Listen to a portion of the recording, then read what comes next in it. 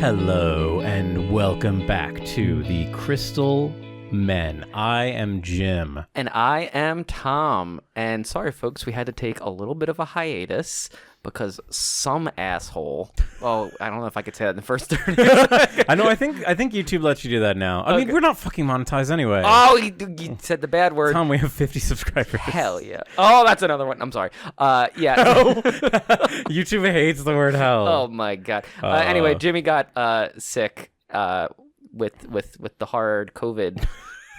The hard COVID. The hard Rona, as they call it. But we are back, and we are so excited because after 2 weeks, we get to talk about probably the best episode to come out in ever.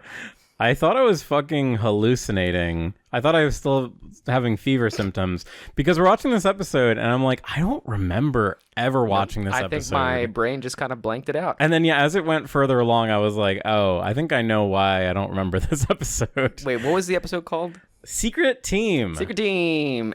It was garbage. I'm going to say right now, this is the second worst episode we've watched since... what was that one episode that was so bad? Oh my god, I wish I had it on the tip of my tongue. We watched one episode that was so bad that we were both like... with Steven's dad when he broke his leg? Yes. Yes, it was that one. This is, I think, a little bit less worse than that one. Yeah, but barely. Yeah. So, right off the bat, let me say, character models, awful. Just very rarely on point. Yeah. Everybody looked bad. I think this is very much... We're seeing the storyboard, what's it called? Like the... B team? Not the B team, but just this is where the storyboarders are just like, oh, I just get to draw Steven however I want. Oh, yeah. And they're like, let's give him huge arms and a tiny body. And then they're like, let's make him all tiny. There's something too, I don't know, the way they draw his face sometimes, it just does not look good. It looks like too flat. I know it's like a flat show, but... Yeah, but I don't know how to describe... Because I know exactly what you're talking about. Yeah. Or like they make his facial features too small for his body. Like it's weird. Perl was fine. She wasn't great, but she was okay. I will say she got a little lankier as the episode progressed, and you'll see her getting taller and taller, which was a little odd. Amethyst. It's just a weird episode. I'm sorry. You know, Amethyst... Okay, I've said this before. Amethyst is a character who, like... It's kind of hard to mess up. Yeah, when she's off model, I think it's fine. Yeah, like... It almost adds to it a little bit. Like, yeah, she's such a fluid character in, like, how she looks and how much her size changes that I don't really care if her... For me, I think it's her head shape gets squished down sometimes. Like, I think her, like, she has, like, a lack of a jaw and the lack of a forehead in some shots or some designs, but I don't have a problem with it. I think it still looks like Amethyst to me. It's fine. But, the episode itself starts with Steven playing with Amethyst in her room. So, okay, one thing I do want to say I like about this episode in terms of, like, I like to see... Inside the house. Yes, because I feel like we get so much less of this as the show goes on. Yeah, we get very rare peeks into the different rooms. Like, so it is interesting to see. Is there... I always forget. Is there a name for, like, the crystal gem base? The temple, right? Do they call it the temple? It's just called the temple, yeah. We see basically like the temple just becomes like the house family room. Like that's most of what Steven Universe is like. 85% of the time you're in the temple you're in the house.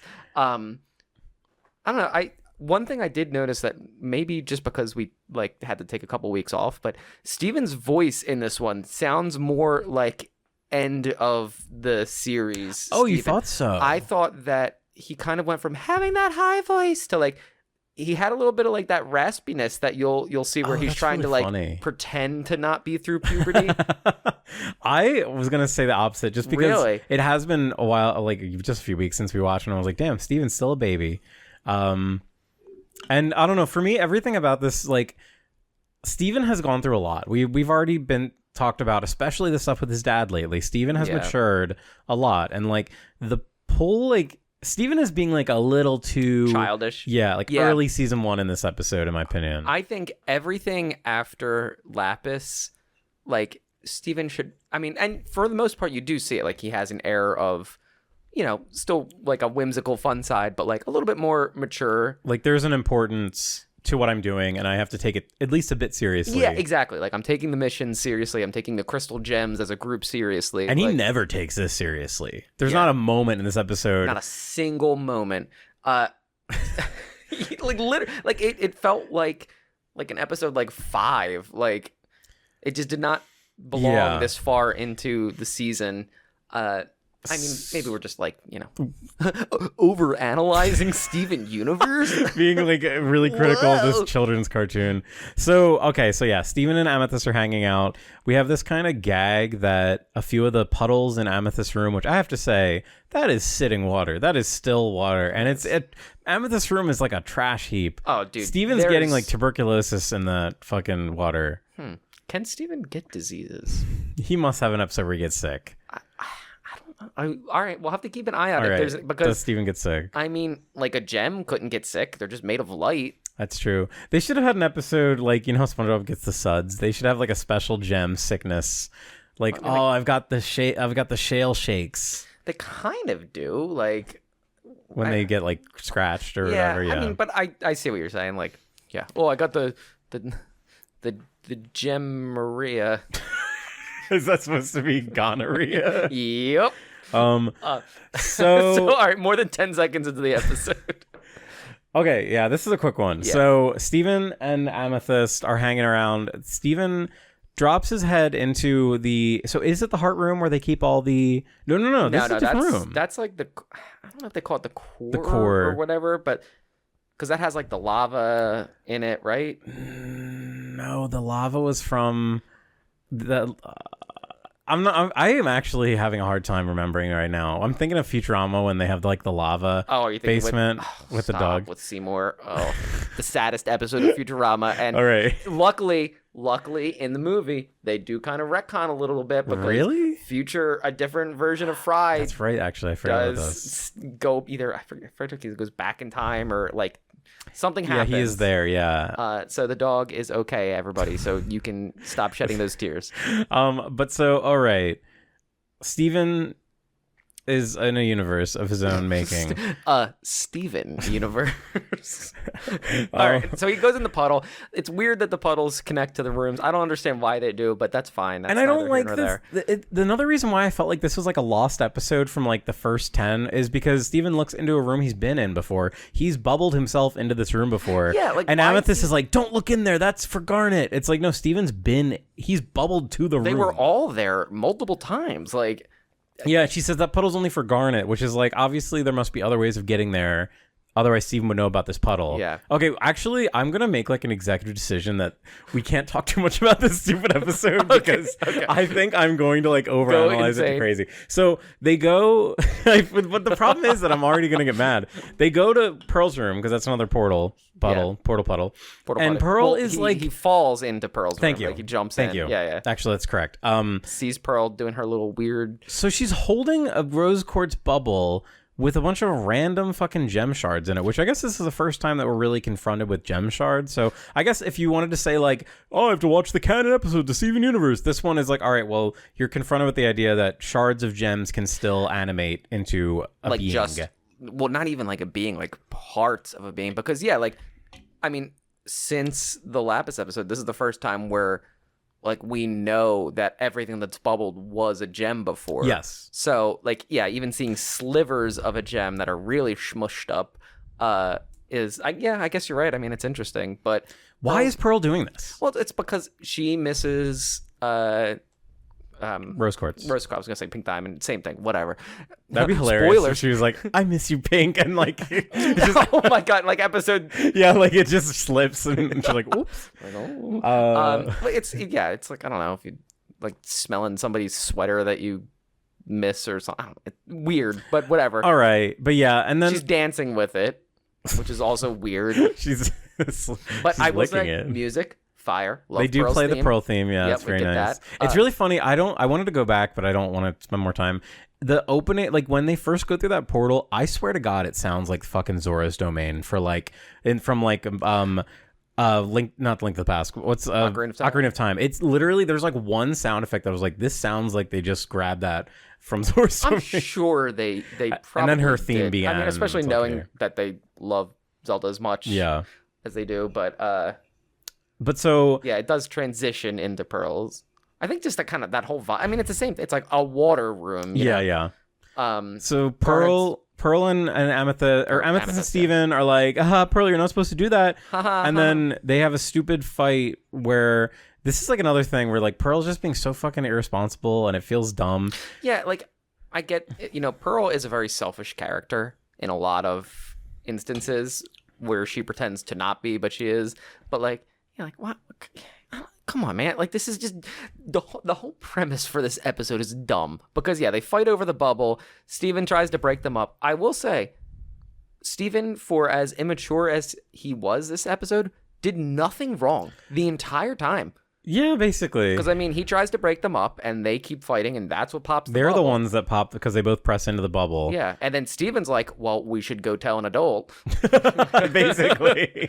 That's really funny. And they're like, no. So the three of them form a little secret team. So yeah, all of the shards immediately animate into. I guess that's probably into important. hands. Yeah. And I will say there's some really good cuts of animation in this episode. Yeah, like that was that like shot of all the arms kind of blooming out of like the where bubble. The episode's budget went, I guess, but looked really cool. And then so then Steven also kind of horrifying too. Again, very scary. I mean, it's hands and legs. It's nothing else but hands and legs. So it's like, where's the core? Like, where's the body at? And then you're immediately as a viewer, you're like, oh shit, these were like people, or these were like gem people once. And they really, the gems don't give a shit. They're just like, we Picard can't find out. Like, imagine this happening to humans. Like, a bunch of fucking arms and legs. They're like, mom can't find out. I got my best friend Timmy's hand in my closet. I sure hope my mom doesn't see. Basically, that's what's happening. So they all run around. Most important part of the episode, Steven's like, we need to make a secret team. And I'm going to give you... So... Okay, I actually do have something to say about this. I know, like, the pizza cards or whatever. So, this pissed me off. All the pizza cards have, like, you fill up the pizza and you get a free pizza. Every card has the same amount of pizza already pre-filled. It's like one slice you need. So it's like, did they... And they all came from Steven. So Steven has like 4 different cards that he could just combine into one and have gotten like 2 free pizzas. Idiot. Stupid. Weak. Unless there's a subplot where Steven is stealing other people's cards, which would have been kind of funny. Well no, because Garnet grabs one later and it's already 3/4 of the way filled. Like, or maybe you just need to get like a pizza in order to get a free one, which is a great deal. Wow, you're right. I was reading it backwards. I was thinking... oh my God, you're right. They're almost all the way there. All of them are at least 3/4 of the way filled. I was reading it like, oh no, you only have 2, but no, you're 100% right because it's a pizza that's filled out. Yeah, and so if you get one more slice, you get a free pizza. So the implication being buy one pizza, get one free. Like, I hate these stupid people. So then they go around. This is failing, but that's not. They go around. They pop all the arms. They put them away. They're like, yeah, we did it. Mission accomplished. And Steven's like, I need more. Yeah, he's like, we need to be secret team. And then they're like, I don't like secret team. And then they rip their cards up. I will say, I know that like the message this episode is that like, we don't need a secret team because we're the Crystal Gems. We're always a team. And it's like, Steven, literally that. Like, I know you're just trying to play, but you've gone on so many missions with them at this point. Like, you're fine. Just wait like an hour and you'll do another mission. To play devil's advocate, I do want to kind of bring up a point. Garnet is definitely the scariest and most mysterious gem. Like, she had that legit, like, not yelling match. She yelled at Steven about the whole Lapis thing. Yeah. And that grounded him for it, I think. And that is, like, I think you could even say, like, maybe Steven is, like, afraid of Garnet.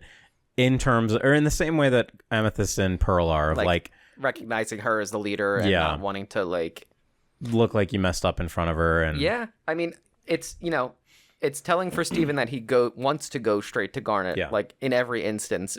But I mean, it's kind of like it's like teacher, like. Yeah, it's really, and they're just being super mature, and they're like, I don't want to team up ever again. And then the one joke I kind of like, Steven goes to the fry stand, which feels like a thing that just like stops happening forever. It like we'll get like a couple more instances of it. Yeah, and then it just never ever happens ever again. Yeah. He orders the bits, which was a running joke, and then like they just, give me the bits, boy, and free myself. Steven does love whoever sang that song. It's me sometimes. Give me the Beach Boys. Steven Beach Boys collab. Actually, that would be pretty good. Yeah. And the Stevens. And the Steven Beach Boys and the Stevens. And Lars and the Stars. So yeah. Anyway, Steven's like, I miss the team, and they're fighting. Well, no, because then he goes back to them and is like, oh, I hid my hat. Let's break and enter into this pizza place at night and steal it back. And that's when they're. Oh, that's sorry. Yeah, you're right. I forgot about the stupid plot of this dumb episode. Come on, the F plot. So Steven then goes ask Garnet to meet him at the pizza shop and is like, I have something to admit. And it's kind of funny, like they play up this whole thing of Steven trying to be like a bit of like a dick, a PI dick, and that's what I meant, not like a penis. Steven's penis. Episode 27. But Steven confesses to Garnet, and then like, all right, we're gonna play like a prank on them, which is interesting because again, we know now too that Garnet can see the future, so she absolutely already saw this coming. Yeah, I was actually thinking that too. I was like, even if she knew that this, like you know how she gets glimpses of possibilities, like she could still probably be like, oh, I know that this happened because I saw like enough. Yeah, like there's previews of it. 10 futures where either I had to clean up the mess or like I saw a hand later, like, which is interesting because then you have to, I don't know, feign ignorance, I guess. And you would think that the rest of the gems would know that too. But I guess if she's not directly involved, she wouldn't see it. Like, it's the implications are a bit odd. Like, it doesn't have to be something that she is directly viewing in the future for her to see it, or is it? I think it is how it works that way. Actually, the more I think about it, the cooler it is that Garnet is so just like one note all the time, because she basically is just kind of putting herself in a position where she can react to any situation. Yeah, like just be cool, calm, and collected. She's not like hyper fixating on like any possible outcome. It's like, all right, whatever comes, I will take it as I take it. Yeah, because there's 30,000 things that could all happen, and I see them all. What a cool character. I wish we saw more of Garnet. I do, her not talking a lot and being very tactical with like the words she says and the things she does is, I mean, it lends to the character. Like, yeah, like it makes you want more. Like, I don't know. She's very cool. And we get kind of a surprising conclusion here where Steven and Garnet, clearly it's like Steven is playing this as like they rehearsed a bit where, oh no, there's still an arm left, guys, no, actually that's not what happens. Steven like fake confesses to Garnet, and then we see Perl and Amethyst just let him throw himself under the bus. Which is such a dick move. Yeah. So like, I guess that was the plan, but then Garnet takes her own turn and pretends like there's an extra hand that captured her, and so Pearl and Amethyst go and team up and fight, but get captured and then apologize to each other. Then Garnet's like, haha, it was me all along. Yeah, I stretched my big hands around. Which, again, not again, I was only talking to Jimmy about this. No, it's actually funny because you did mention this on another another episode. I remember when I was like re-listening to it. I think it was in the episode with Lapis. Like, there's a part where like she shoots her arm out. Oh yeah, okay. And you even commented, you were like, "Whoa, rare Pearl Garnet shapeshift." Yeah, like we do not get it that often, and this was like, she was really pulling those arms out. I mean, there was multiple arms. They were like stretched all over the place. The animation was really good for them. They were like the one that's kind of snaked. It's like a big snake. Yeah. Looks really cool, actually. It looked awesome. I mean, it's a really it's really like clever use of the setting too, because they're in Pearl's room and it's a bunch of these like bird baths. Yeah, that all basically like connect to each other. These dishes that are just overflowing with water, which I was also thinking about that, like, I don't know, trying to imagine, because like the water is constantly rushing out, so like the water must be decently high up. Well, we know it goes into Steven's toilet. Oh, so, of course. But no, so that's really the episode, and then they end with a really shitty gag where they all rip up their pizza things again, and then they're like, we're actually the crystal gems. And then Steven's like, oh, we could have gotten a pizza with those. Again, you could have got like 4 pizzas, you dumb idiot. Yeah. No, it was It was an episode of It Steven was Universe. an episode. They sure met the quota of episodes that they needed to fill out. It made me just ask a lot of questions. There was a part halfway the episode where I was like, this fucking sucks or something. We looked at each other. We're like, pretty rare for me to say that. Normal. I think I'm just getting like Like Space Race is just such a beautiful fucking episode. It's such a high. We've been getting a lot of roller coaster episodes where we get one really bad one and then one really good one. Yeah. Yeah, I don't know. My big things were, again, like Steven really did nothing to mess anything up. Normally he is the source of some plot happening because he goofs in the early episodes. Yeah, which I do appreciate that. Yeah. He was trying to be a mediator. We got the Fry family again to remind us that they exist. Funny gag I liked the most was Garnet calling Kiki, I think it was Kiki, calling Kiki Pizza Daughter. Oh, Pizza Daughter. Pizza Daughter is pretty funny. Yeah, that's good. Just a really shitty episode, folks. Yeah. Don't know what else to say about it. Yeah, I guess we can just kind of like wrap it up. Keep this one a short one because hopefully I don't actually know what episode is next, but... Oh, boy. Next episode is a little island getaway with Sadie and Lars, our two favorite characters. All right, we're going to have a lot to say. So to the twos of you out there, thank you. There's at least 3. Hell yeah. Also, thank you guys for commenting. It is very sweet, and it makes us happy when you comment. So yes, we love to see the comments. Every time I get one, I share it with Tom. Yeah, I get a little text, and I go, yay. Let me kiss. All right, since we have a little extra time, do you want to do a little extra something this episode? Sure. What do you mean? Talk about your most embarrassing thing that you've ever done. I don't want to do that. Talk about your second most embarrassing. All right, well, I was in the White House, and there was a big bowl of cheese, and I drank the big bowl of cheese, and freaking Ronald Reagan came out, and he was like, "That's mine," and I said, "No." That was really good. That was not. That was so bad. That actually, was really. That wasn't funny at all. That was amazing. Let's do a little guest root beer talk spot because I just want to talk something besides Steven Universe. Oh, okay. Root beer talk is something that we have a section at the end of my other podcast where we talk about something that's not related to. You do another podcast? I do. Oh, I hate that you're finding out this way. I thought I was. It is a Real Housewives of Illinois. Oh. What we really need to do is the Gilmore Girls podcast. I have been watching Gilmore Girls. That'll be my Rupert talk. Yeah. I've been watching Gilmore Girls because I'm a man in my 30s, and I think every man in his 30s has a moment where he's like, I need to learn about the Loreleis. We have to understand things. I will say it's a really charming show. I did have a moment where I was like, oh, there's like 3 seasons of this, right? No. I saw 150 episodes, like, I don't think I'm going to finish this one. It's very good until the last 2 seasons. When I hear that, though, I just get so tempted to get to the bad part. I just want to see how it all falls apart. It's so bad. I mean, Rory goes from being just a sweet little innocent, like, haha, girl, to the ultimate, pick me, I'm special, I'm just making mistake after mistake. No, and I don't want that. I like Rory. And then Lorelai just has... She's like peak Gen Xer. Oh my god. She's like the ultimate Gen Xer. It's really funny. I see a lot of like my parents' generation and Lorelai, like very like obviously. But yeah. All right, what's your root beer talk? Something that's not Steven University you'd like to chat about that you experienced, watched, or read this week, month, or year? I a little thing called Stormlight Archive. So this is a book. Yeah, no, I actually series. It's not been last year. I've been reading it since the beginning, but I'm gonna get you into it. It's so good. Is this Ian Brandon Anderson? That Ian Brandon is Brandon Sanderson. I know. Yes, the Mormon man himself. You really do have to read it. How many? So wait, is that the one that I can start with? Start with Mistborn, Mistborn. Which is okay.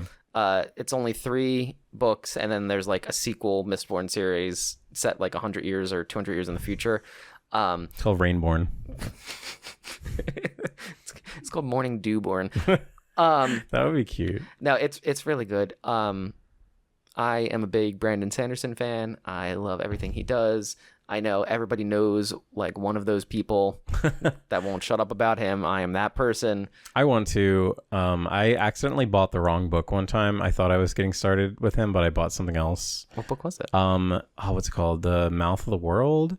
It's another one of those really, really big like fantasy series. I forget the name. What? RimWorld? No. I love RimWorld. Discworld. Oh wait, RimWorld's a different thing, isn't it? I don't know. Rimming? Shit, I don't know. It's one of those big ones. People in the audience were like, "Oh, I know this one." But I started and I was like, "Oh no, this isn't the one I wanted." So disappointing. I do love to hyperfixate on things, and I'm sure I could use a good one of those. I know nothing about that. I'm very stable. I just focus on one thing for a little bit, and then I go, I can easily move on. But you know, Steven Universe. That's us. We're a podcast. All right, should we end this? Yeah, we should end this. Thank you so much for listening. This has been the end of Steven Universe. Thank you for bearing with us these last couple of minutes, and we love you. And Jimmy is going to give each and every one of you a kiss. Now, Jimmy, give us a new outro. The only better thing, be good. Better be good. The only The only thing I hate worse than seeing Ronaldo in an episode is seeing an entire episode about Ronaldo, which we're getting in 2 episodes. So, goodbye. It's still going. Oh, they.